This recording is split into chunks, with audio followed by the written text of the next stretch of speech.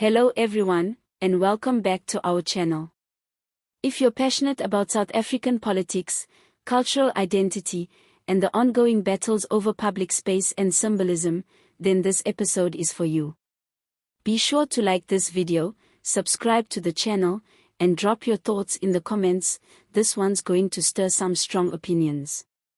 A heated cultural and political controversy has erupted just outside Kleinfontein, a settlement near Pretoria long known for its Afrikaner cultural identity and controversial status as a whites-only community. The uproar surrounds a sign installed along a public road near the area, boldly stating, "Welkom in AfriForum World." Translated into English as, "Welcome to AfriForum World." To some, this may seem like a harmless cultural expression, but for others, especially members of the Economic Freedom Fighters, EFF, the sign is an offensive symbol of exclusion, division, and an attempt to carve out cultural homelands that stand against the spirit of a united South Africa. The EFF, never shy to confront contentious racial and cultural issues, is demanding the immediate removal of the sign. According to the party, the wording of AfriForum World suggests a separate ideological space, one that they say reeks of modern-day apartheid sentiment, built around the promotion of white Afrikaner exclusivity. In their view, this is not simply about language or heritage, but about claiming territory in a diverse country still struggling to fully heal from its segregated past. The EFF argues that the sign represents a broader campaign by AfriForum to assert dominance in specific communities, while reinforcing the idea that South Africa is somehow divisible into ethnic zones. They believe it stands in stark opposition to the constitutional vision of a non-racial, non-sexist, united democratic South Africa.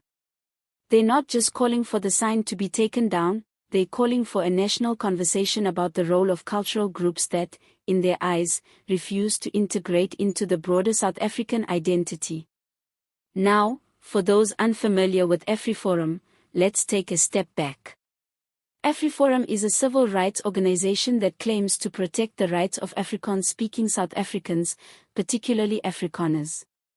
It emerged in the early 2000s as a reaction to what it describes as the marginalization of Afrikaner heritage, language, and rights under the post-apartheid government. AfriForum's defenders argue that the organization simply gives voice to a minority group that feels culturally endangered in a society undergoing massive transformation. They highlight the group's work on community safety, Afrikaans language education, and agricultural security.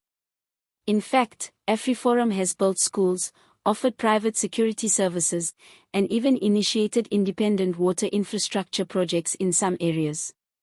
Critics, however, see these efforts as modern-day segregation, an attempt to build parallel governance systems outside the reach of the democratic state. The sign near Kleinfontein is being viewed as yet another layer in that argument, a physical marker of a political and cultural claim to space, which critics say should not exist in a democratic South Africa. Kleinfontein itself, while legally recognized as a cultural community under Section 31 of the Constitution, has long drawn criticism for what many call de facto racial exclusion. The community openly describes itself as a volksgemeenskap or people's community, and its residents are primarily white Afrikaners who live according to Afrikaner cultural norms and values. EFF leaders have in the past referred to Kleinfontein as a bastion of white supremacy, a leftover from the apartheid mindset. What makes the current controversy even more potent is the broader political climate in South Africa, where identity politics are once again front and center ahead of the upcoming elections. From language policy debates in schools to disputes over land, statues, and flags, the country is constantly negotiating its past in an attempt to shape a more inclusive future. This sign taps directly into that national identity crisis. The South African public, as expected, is deeply divided.